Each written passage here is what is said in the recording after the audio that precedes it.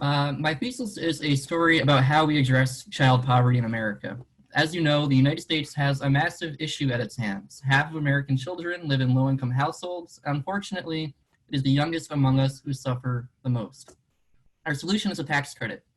The child tax credit gives some parents up to $2,000 per child, but there are a couple catches.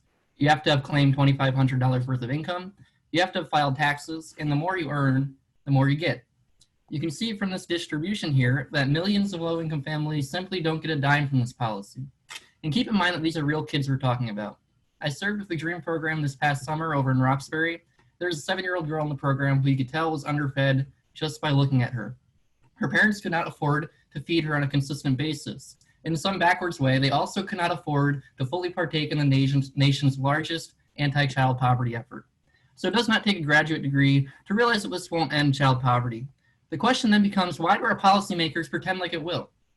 This thesis argues that neoliberalism is to blame. And what do I mean by that? Neoliberalism is a political rationality that tethers our entire conceptions of ourselves and the world around us to the economy and to market values. And this is perpetuated by a set of vocabulary and norms that tend to emphasize our relationship with the market, whether it be good or bad, in our daily lives and in the policies that we pass. But what does this have to do with child poverty? Well, neoliberal values allow politicians to pursue really inadequate solutions to social issues and get away with it. Specifically, this thesis argues that neoliberal values serve 3 functions in the policymaking process. And it demonstrates these functions, which we'll get into in a moment, with 2 approaches. First, it consists of a qualitative case study of the child tax credit. Using archives of the congressional record, I found every single speech, debate, and sentence given on the floors of the House and the Senate from the late 1980s to today relating to the child tax credit. I took away these broad qualitative trends relating to how we talk about policies and the people affected by them. I then backed this up with an original survey experiment to show that these qualitative trends have real measurable effects on political outcomes. And this was a representative sample of 850 adults, half of whom were Democrats and the other half of whom were Republicans. But again, we're arguing here that neoliberal values have 3 functions for policymakers.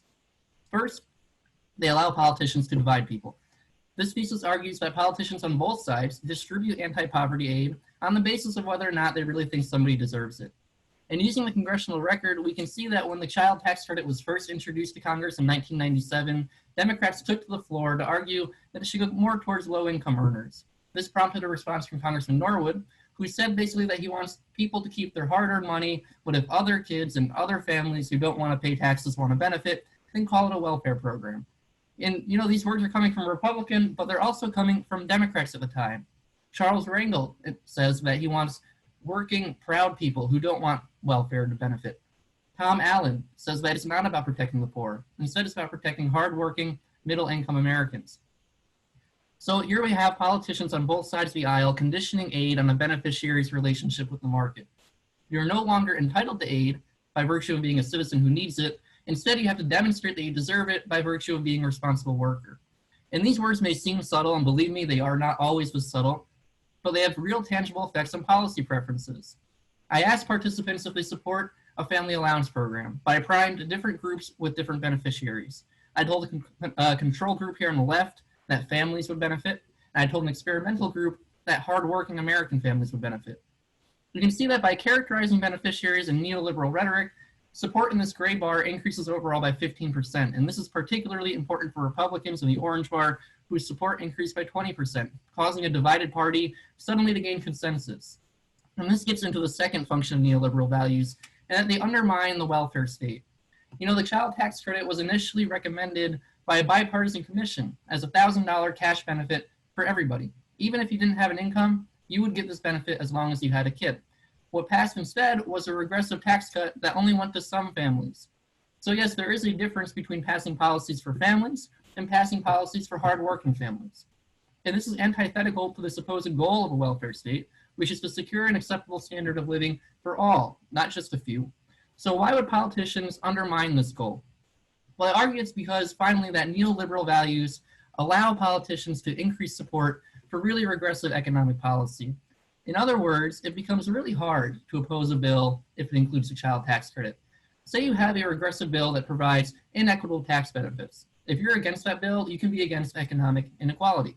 But if that bill includes the child tax credit, now you're fighting against giving aid to impoverished children. And even if that aid is largely symbolic, your opposition to it will not play well. And we have seen this story play out throughout the entire evolution of the child tax credit.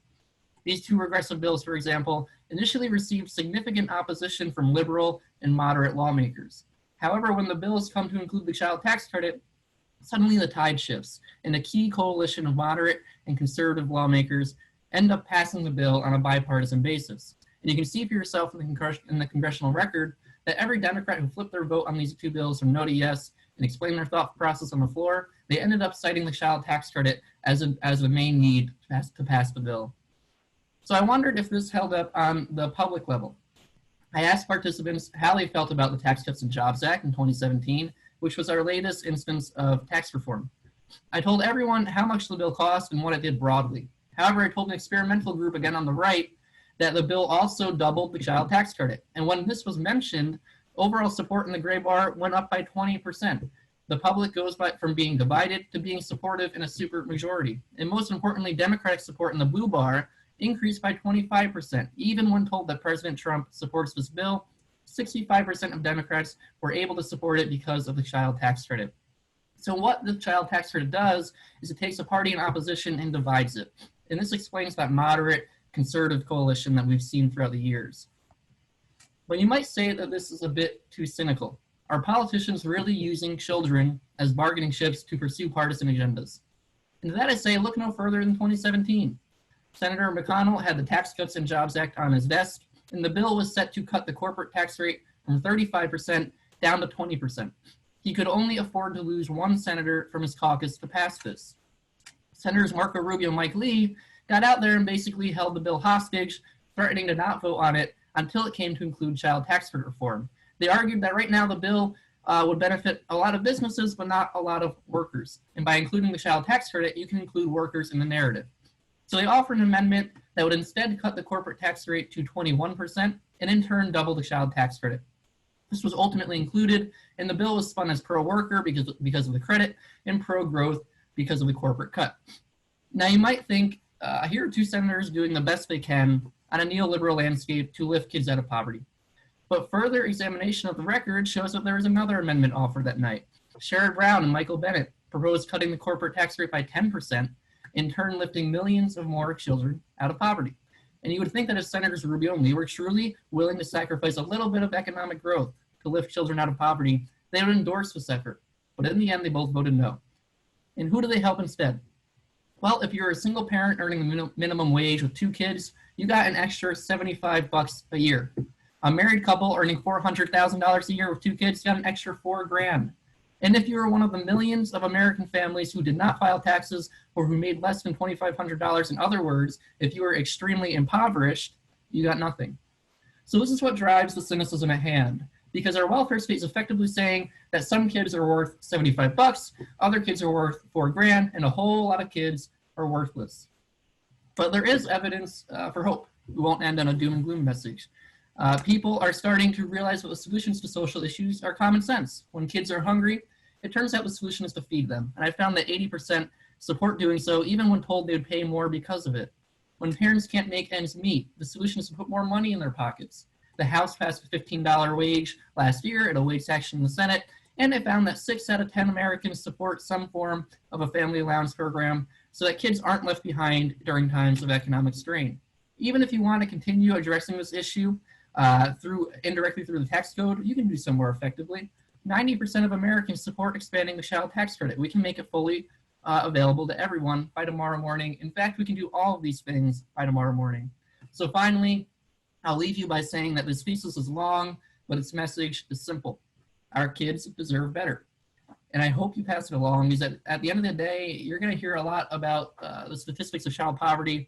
The most important one is that these children are 100% of our future. Our country is only as strong as they are. Thank you.